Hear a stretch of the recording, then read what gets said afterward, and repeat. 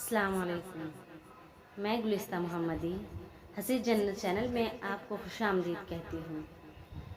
मैं उम्मीद करती हूँ कि आप सब खैरियत से होंगे। आज हम ऐसी स्टोरी पर रिएक्शन करने वाले हैं जिसको सुनकर आपको भी बहुत अजीब लगेगा, क्योंकि जब मैंने यूट्यूब पर ये वीडियो देखी कि वो औरत जो जिना करके भी बेकसूर है, वो औरत जिसको जिना की सज़ा माफ़ है, तो मुझको भी अजीब लगा। तो मैंने ये वीडियो देखी। मैंने सोचा है क्यों ना आप लोगों के साथ ये शेयर की जाए, आप लोगों के साथ बैठकर ये वीडियो देखी जाए।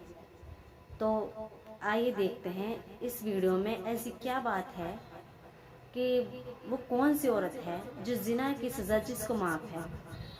आइए देखते हैं इस वीडियो में। अस्सलाम वालेकुम दोस्तों, उर्दू पीडिया में खुशामदीद।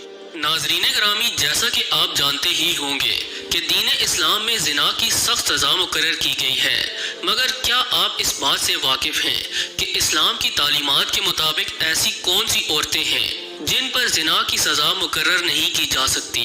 आज की ज़ेरे नज़र वीडियो में हम इन्हीं औरतों से मुतल्लिक आपको आगाही देंगे और बताएंगे कि इस्लाम इस हवाले से क्या कहता है।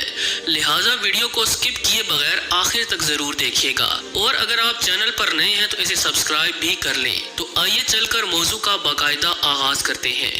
मोअज़्ज़ज़ ख़वातीन व हज़रात, ज़िना की सज़ा किन औरतों पर लागू नहीं होती? इस सवाल का जवाब जानने के लिए हज़रत अली अलैहिस्सलाम से मंसूब एक वाक़े की तफसील जानना निहायत ज़रूरी है। ये बात तो हर मुसलमान अच्छे से जानता है कि हज़रत अली अलैहिस्सलाम की ज़हानत और इल्म की कोई मिसाल नहीं थी।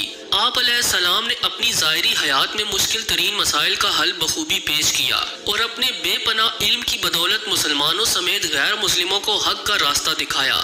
यही वजह है कि मुसलमान ही नहीं बल्कि गैर मुस्लिम भी हज़रत अली अलैहिस्सलाम की दानाई और बसीरत के कायल हैं।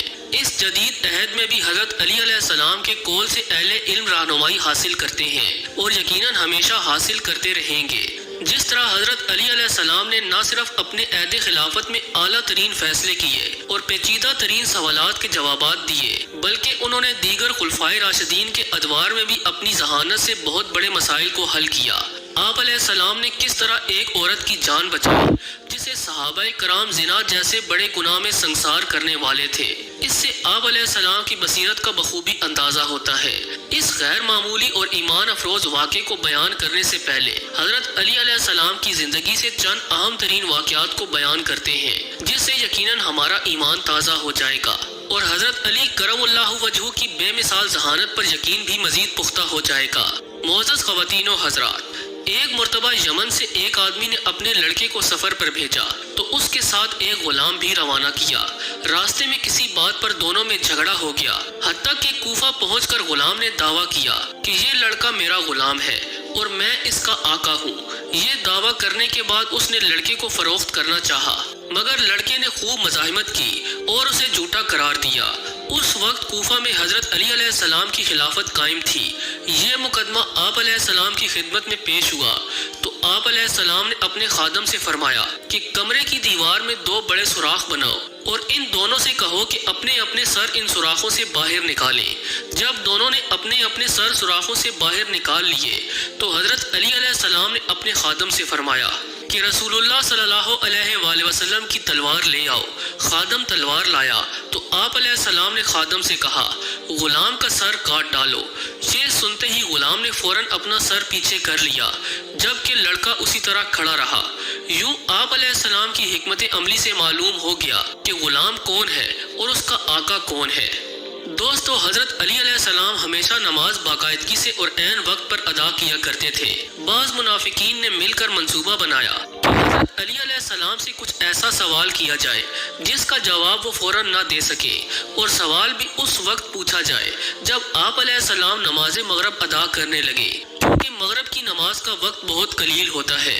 मुनाफिकीन का ख्याल था कि हज़रत अली अलैहिस्सलाम सवाल में उलझ कर रह जाएंगे और इस तरह उनकी नमाज मगरब कज़ा हो जाएगी और वो बाद में पूरे शहर में ढंढोरा पीट देंगे कि हज़रत अली अलैहिस्सलाम की नमाज मगरब कज़ा हो गई। उन्होंने बड़ी सोच विचार انتظار کے بعد ایک سوال طے کیا اور عین نماز مغرب کے وقت حضرت علی علیہ السلام سے سوال کیا، اے علی بتائیے کہ دنیا میں کون سے جانور ایسے ہیں جو انڈے دیتے ہیں اور کون سے جانور ایسے ہیں جو بچے دیتے ہیں؟ حضرت علی علیہ السلام نے مڑ کر سوال کرنے والے شخص کی طرف دیکھا، مسکرائے اور بولے، وہ سب جانور جن کے کان باہر یعنی ظاہر ہوتے ہیں وہ بچے دیتے ہیں، اور وہ سب جانور جن کے کان اندر کی طرف ہوتے ہیں وہ انڈے دیتے ہیں۔ آج صدیوں کی تحقیق کے بعد زوالوجی اسی اصول کو تسلیم کرتی ہے۔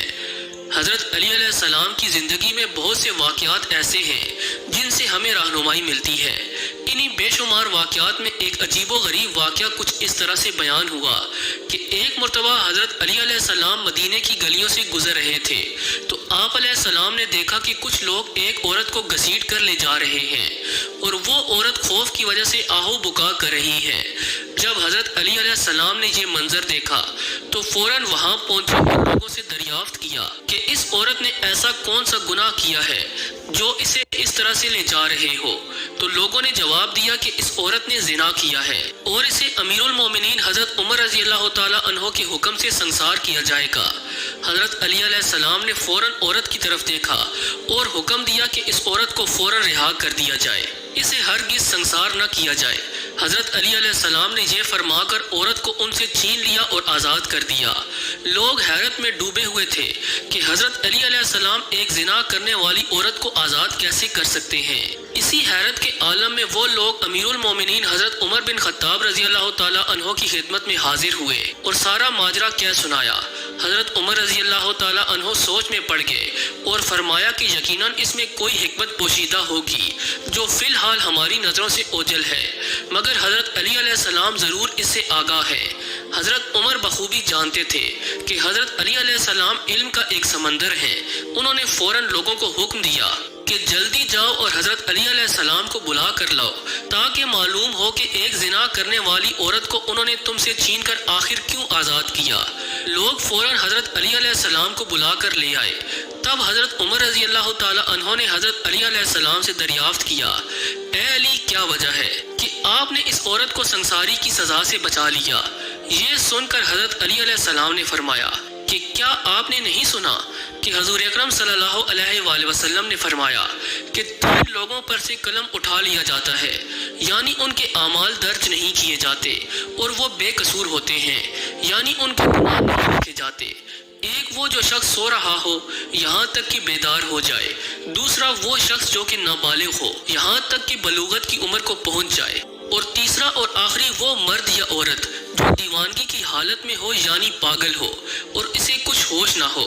یہ سن کر حضرت عمر رضی اللہ تعالیٰ عنہ نے فرمایا کہ ہاں یقیناً رسول اکرم صلی اللہ علیہ وآلہ وسلم کو یہ ارشاد فرماتے ہوئے میں نے بھی سنا ہے۔ تب حضرت علی علیہ السلام نے مسکراتے ہوئے فرمایا کہ اے امیر المومنین، جس عورت کو سنسار کیا جانے والا تھا اسے بھی کبھی کبھار پاگل پن کے دورے پڑتے ہیں اور یہ بالکل دیوانوں جیسی حرکتیں کرتی ہے اور اپنے حواس میں نہیں ہوتی۔